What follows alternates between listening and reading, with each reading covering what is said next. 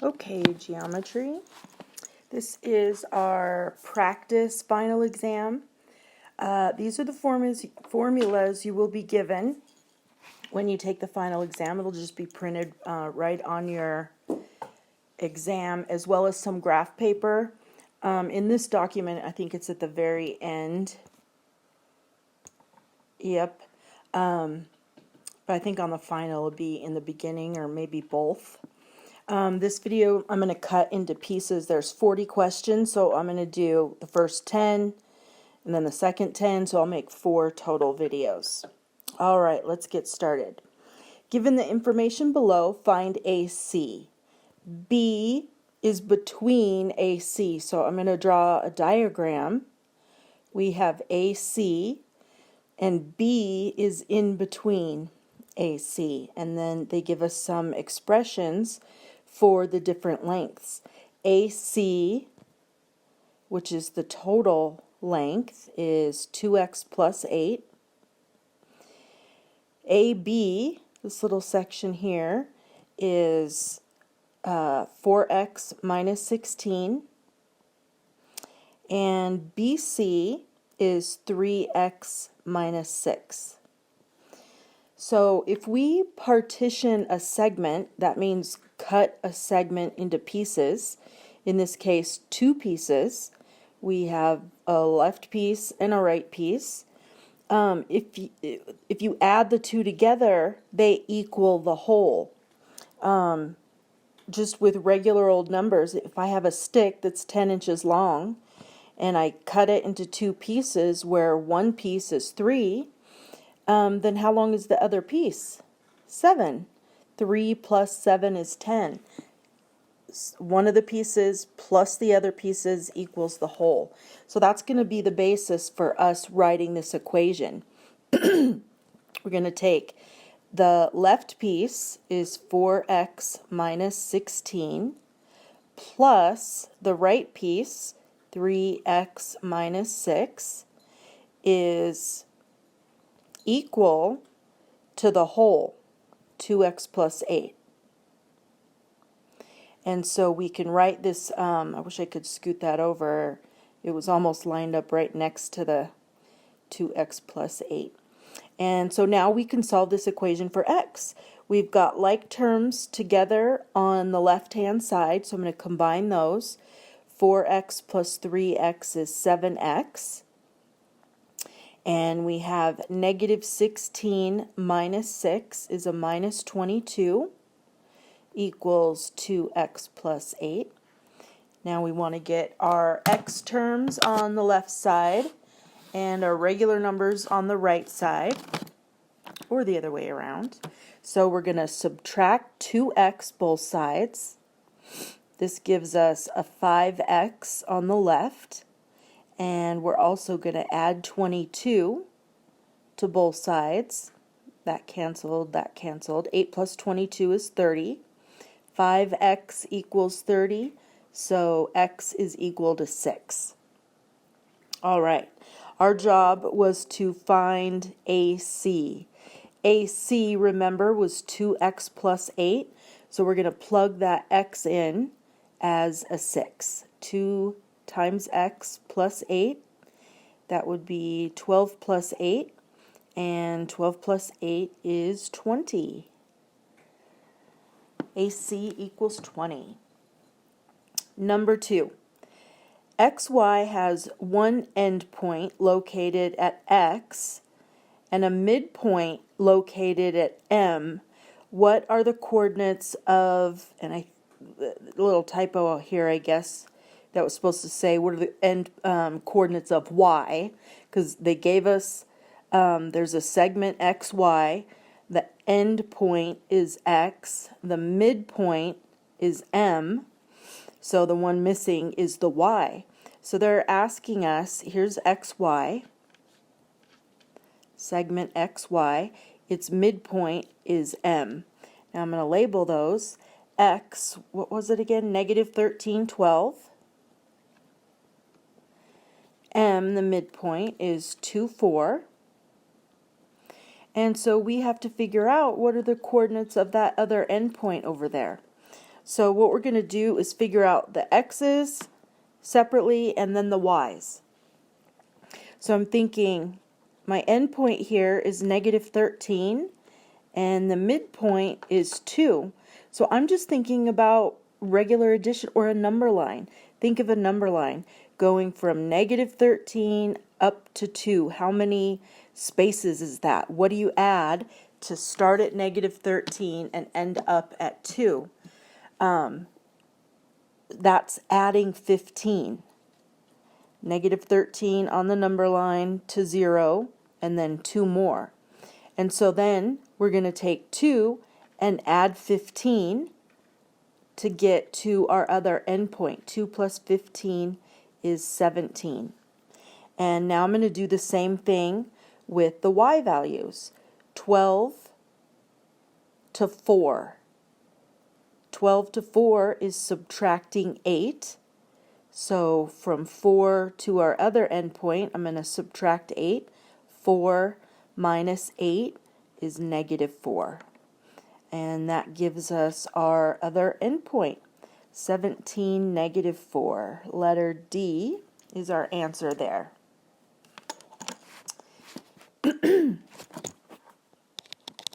Number 3. My iPad is not charging. Having some issues. Let's just hope it doesn't crash. You don't know this, but this is the 4th time I've tried to make this video. Having some technical difficulties. Number 3. EB is the angle bisector of AEC. EB is here. It's bisecting the angle AEC. This angle. So when it tells you that a segment is an angle bisector, it's cutting that angle into 2 equal pieces. So over here on our diagram, even though it doesn't EB, it doesn't look like those 2 angles are the same size. We can't go by what a diagram looks like unless there's markings on it indicating so, or the words in the problem tell us.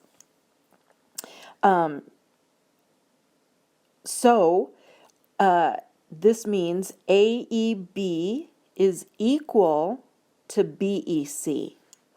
So if this guy is labeled as 2x plus 1, then this other one can be labeled 2x plus 1 since they're equal.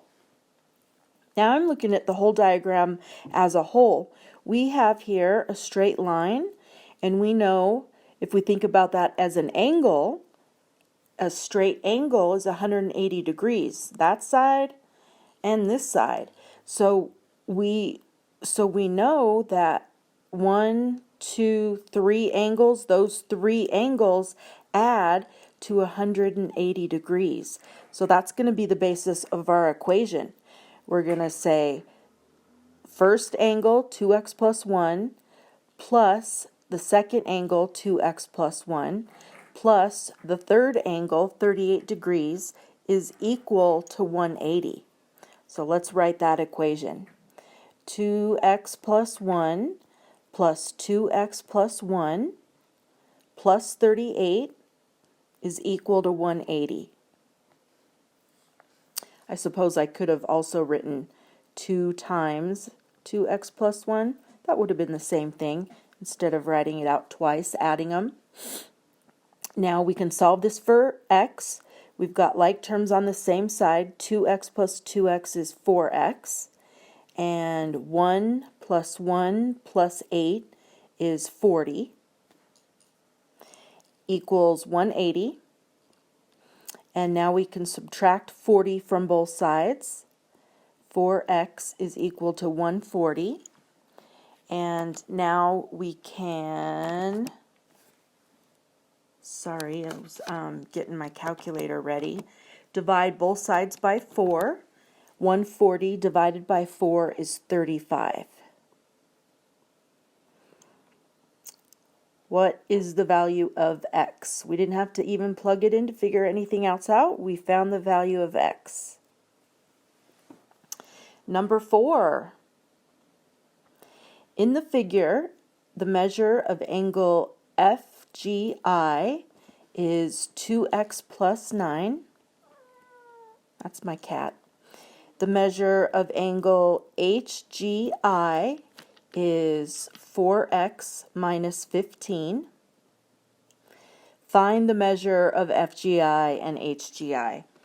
Okay, so looking at this diagram, now this is an example where we're, remember how I said you can't judge a diagram unless it tells you in the words or it shows you with the symbols. We've got the little square symbol here. That means it's 90 degrees. So angle HGF is 90 degrees. That 90-degree angle is made up of our two smaller ones. The blue one, 2x plus 9, and the green one, 4x minus 15. So we can write that the blue one plus the green one is equal to 90 degrees. And that's going to be the equation that we can write. Blue angle, 2x plus 9, plus the green one, 4x minus 15, is equal to 90 degrees. Again, we're going to solve for x. 2x plus 4x is 6x. 9 minus 15 is a negative 6, equals 90. And now we're going to add 6 to both sides. So 6x equals 96. And 96 divided by 6 is 16. X is equal to 16. We're supposed to find the measure of those two angles, the blue one and the green one. So I'm going to come over to 2x plus 9, and we're going to plug in the x as a 16. 2 times 16 plus 9. 2 times 16 is 32. 32 plus 9 is 41. So our blue angle here is 41 degrees. Now, I could plug 16 again in over here to get the green angle, or remember the whole premise from the beginning is that the blue one plus the green one equals 90 degrees. That's how we wrote our equation. So if the blue one is 41, I could just take 41 away from 90. And 90 minus 41 is 49. 49 plus 41 is 90. And we found our answer. Letter D. All right, number 5. Based on the diagram below, which statement must be true? PS is perpendicular to UR. Okay, so this goes back to the conversation of you can't judge a diagram by what it looks like. I know that PS and UR look like they're perpendicular, but there's no square drawn in there, so we cannot say that they are perpendicular. Maybe they're crossing at, maybe it's 90.1 degrees. So we can't judge by that diagram, so we're not able to say that that is true. Letter B, what does this one say? Angle QVR is congruent to angle UVT. Now, here's something. We've got something here. Remember that if you have two lines crossing each other, that creates what we call vertical angles. These blue angles are vertical. It also made this set of angles, the red ones, but that's not the ones the problem said, so I'm focusing on here. Vertical angles are congruent. So because the two angles they gave us are vertical, we can say that they are definitely equal to each other. They are congruent. I'm going to go through the other two just to talk about what they mean and why they're not true. Next up it says PVQ, this red angle, is equal to the measure of QVR, this angle. So Again, these weren't a 90 degrees, so we have no reason to think that those two red angles are equal to each other. Nothing in the diagram symbols that. So that one's not right. And next one says the measure of angle UVT plus SVT equals 90. Again, the same exact reason. We have no reason to think that that's a 90-degree angle because they didn't say that with the little square. All right, letter B for number 5. And a proof for number 6. Number 6 and 7. So in these proofs, in a multiple choice test, they've done, most of the proof is done. They've just left 2 spaces here empty. So those are the ones we have to figure out. And we've got choices for each one, number 6 and number 7. So let's start at the beginning and walk through this. Given KM bisects JKL, prove that angle 2 is equal to the measure of angle 3. All right, so remember the bisect again. So if KM bisects JKL, that means it cut the angle into 2 equal angles. So angle 1 is going to be equal to angle 2. Just because they said it was a bisector.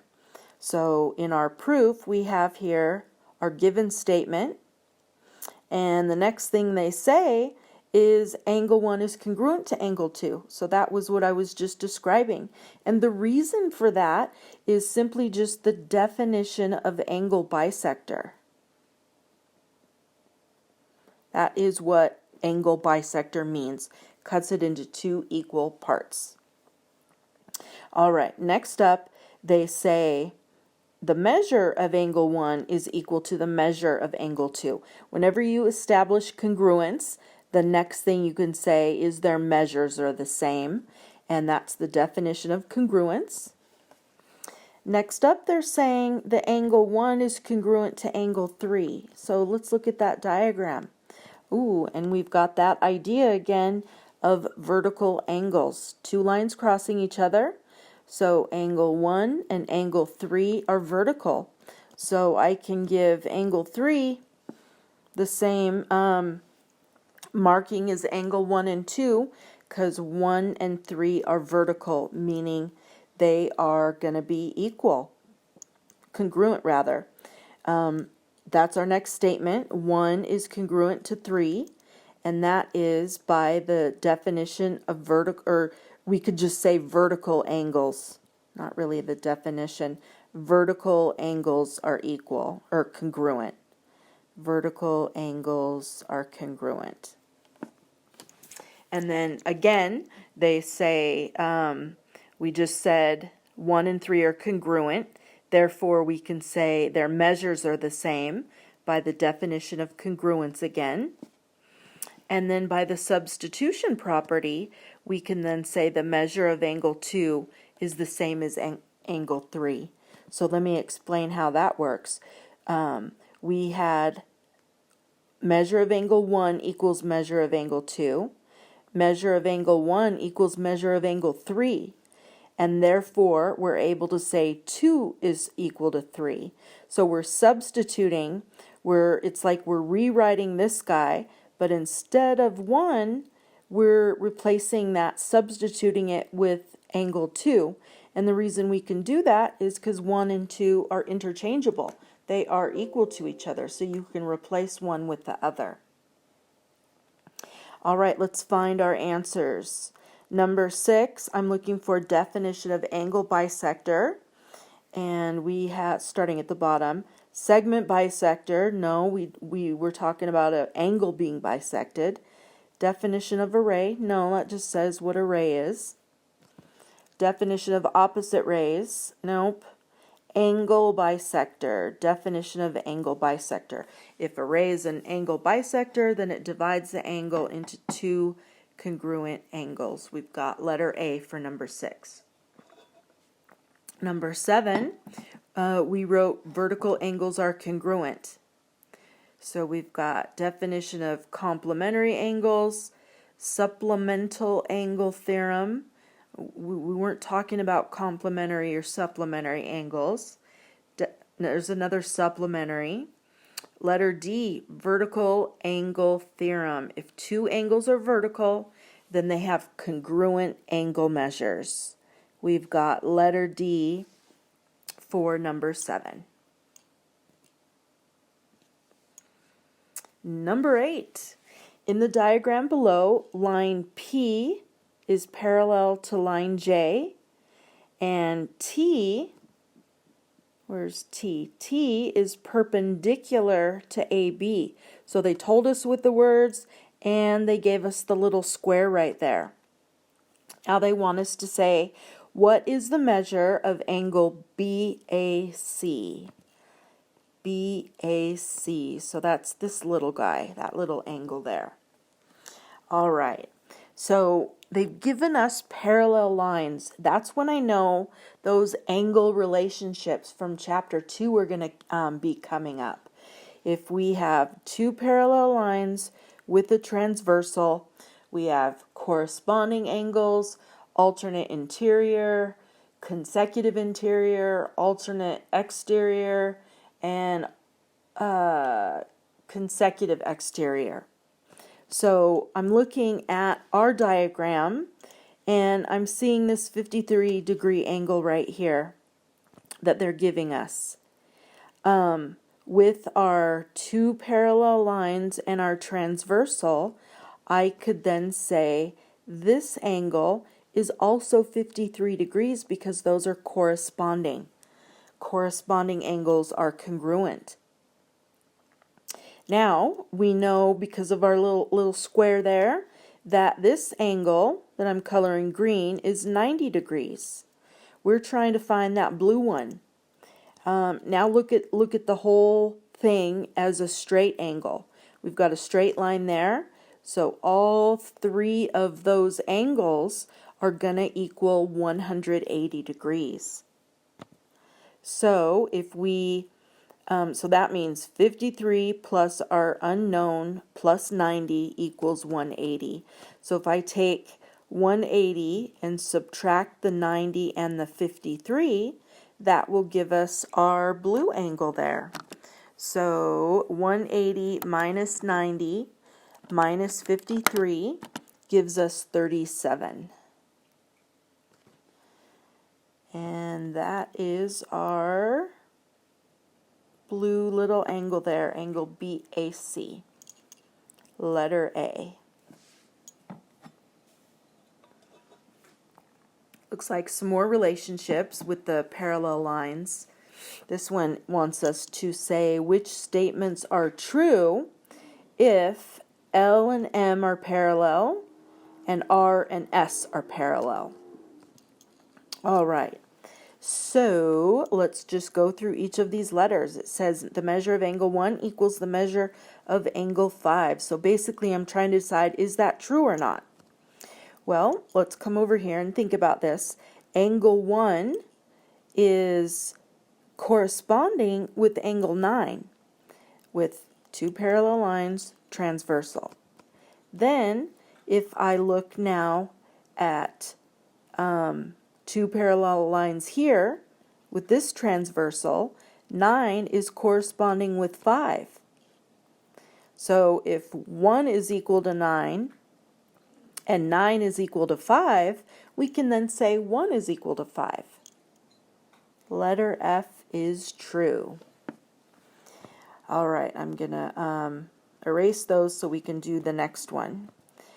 Angle 2 plus angle 3 equals 180. Look at that. Do those look supplementary to you, like they add to 180? Or are these two corresponding? We've got oops, we've got our two parallel lines, transversal. 2 and 3 are definitely corresponding, which would make them equal to each other, not supplementary. So no go on that one. Next up, angle 4 equals the measure of angle 8. Let's see if that is true. Angle 4 is corresponding to angle 6.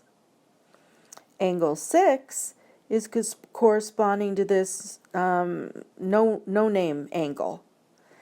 And no name angle is vertical with angle 8. So 4 equals 6, 6 equals no name equals 8. We can then say that 4 is equal to 8. We've got another true statement there. Next up, 6 plus 9 equals 180. 6 plus 9. Do those equal 180? All right, they're on the same side of the transversal. That's consecutive and they're exterior. We know, hopefully you memorized from chapter 2, that consecutive exteriors are supplementary. They do add to 180. But you can also tell by thinking it through as well. 6 would be corresponding to that no name, as I was calling it. And the no name is adjacent, is a linear pair with angle 9. Linear pair. And so if 9 is a linear pair with the blue, it's going to be a linear pair with 6 as well. Another true statement with I. And now let's check the last one. Angle 1 and angle 9 are supplementary, adding to 180. Angle 1 and angle 9. Well, that was, I believe, the first relationship we talked about. Angle 1 and angle 9 are corresponding. That means they're equal to each other, not adding to 180. Number 9 is F, H, and I. And our last one for this video, number 10, which statement is true based on the figure? So our parallel lines with those relationships again. Is A parallel to B? Is B parallel to C? Is A parallel to C? Or is D parallel to E? All right, let's think this through, given the angles that they've given us. So randomly, I'm just looking at the 110 degrees. If line A is parallel to line C, then the 110 and this unnamed angle would be equal to each other. They're corresponding. And that would make the 65-degree angle a supplement. It would be supplementary, a linear pair with the blue angle. And the supplement of 65 degrees, I'm going to find that by going 180 minus 65 is 115. Well, these corresponding would have to be equal if the lines are parallel. And 110 doesn't equal 115. So A is not parallel to C, which was that guy. All right, let's check A and B. Again, the 110, that would be corresponding to this angle, colored in blue. And if this one's 110, it would have to be supplementary or a linear pair with that green angle. And 110 plus 60 is not 180, so that means they can't be parallel. So A is not parallel to B either. And for a similar reason, B and C are not going to be parallel either, because of the same reason. So if this one's 60, its its corresponding angle would also be 60. And then these vertical angles would have to be equal to each other then, because they're vertical. And 60 doesn't equal 65. So B and C are not parallel. That leaves D and E. Let's check it to see. We had our D and E. We've got a 60 degree here, which would be corresponding to this angle in red. So if that one's 60, this one's 60. And let's check this linear pair. Does 60 plus 120 equal 180? Yes, it does. So that makes D and E parallel. All right, that's it for video 1. You'll find 11 through 20 on video 2.